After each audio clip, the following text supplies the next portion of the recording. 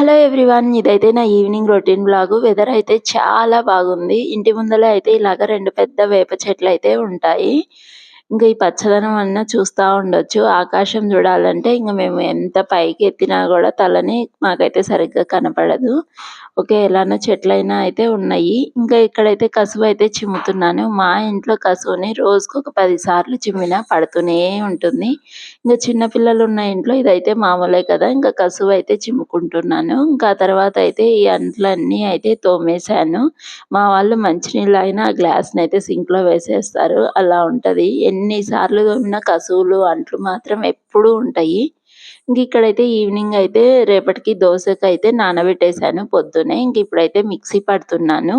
మామూలుగా అయితే నేను ఈ దోస పిండిలో అయితే వేసేటప్పుడు రైస్ అయితే వేస్తాను. ఈరోజైతే రైస్ లేదు. ఇంక డైరెక్ట్‌గా అయితే పట్టేస్తున్నాను.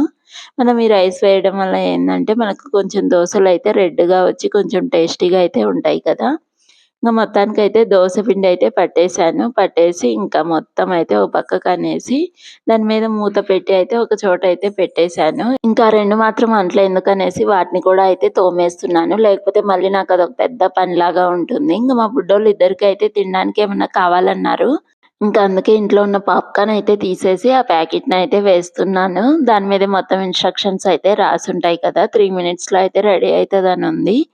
మరి దాంట్లో అయితే ఒక కుక్కర్ అయితే మందపాటిది పెట్టేసుకునేసి ఈ పాప్‌కార్న్ అయితే వేసుకొని మంటను మీడియం ఫ్లేమ్‌లో పెట్టేసి ఒక 2 మినిట్స్ అయితే ఫ్రై చేశాను. పైన అయితే ఒక నీళ్ళ గిన్నె అయితే పెట్టాను బరువు కోసం. లేకపోతే అవి టప్ టప్ అని మోగేటప్పుడు అది ఎగిరైనా పడతది మూత కూడా. అందుకే బరువైతే పెట్టాను.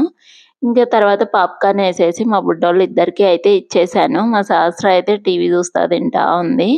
దానికి ఎక్కువ డోరేమాను, షిన్‌చాను అలాంటియయితే చూస్తది మా సహస్ర. ఇంక మా బవిగాడు గూడా తింటా ఉన్నాడు. మా హస్బెండ్ వచ్చేటప్పుడైతే బనానాస్ అయితే తీసుకొనొచ్చాడు. ఇంక వాటిని కూడా తీసి అయితే పక్కన పెట్టేశాను. ఇంకా తర్వాత చాయ్ అయితే వేడి చేసి ఇంకా మా హస్బెండ్‌కి, నాకు ఇద్దరికీ అయితే చాయ్ అయితే పోస్తున్నాను. ఇంక చాయ్ తాగేసి కాసేపు అలా కూర్చున్నాక ఇంక మా సహస్రకైతే హోమ్ వర్క్ అయితే చేపించాలి. హోమ్ వర్క్ అయితే చేపిస్తున్నాను. ఇక్కడ మా సహస్ర అయితే మంచిగానే రాస్తది కానీ ఇట్లాగా డాట్స్ పెట్టి ఇస్తారు కదా హోమ్ వర్కు.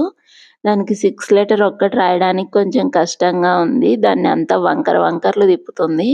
ఎలానో మొత్తానికైతే దానికి ఆ 6 లెటర్‌ని ఒక 20 మినిట్స్ అయితే ప్రాక్టీస్ చేపిచ్చాను కరెక్ట్‌గా రావడం కోసము. ఇంకా తర్వాత వేరే బుక్‌లో కూడా హోమ్ వర్క్ ఇస్తే ఇంకా ఆ బుక్ కూడా అయితే హోమ్ వర్క్ అయితే చేసేసింది. కలర్ పెన్సిల్స్ తోటి కూడా.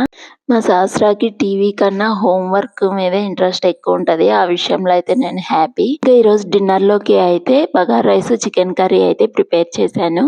ఇదండి ఈరోజుటి మన చిన్న వీడియో. నచ్చితే లైక్ చేసి, షేర్ చేసి, సబ్స్క్రైబ్ చేసుకోండి. Bye bye.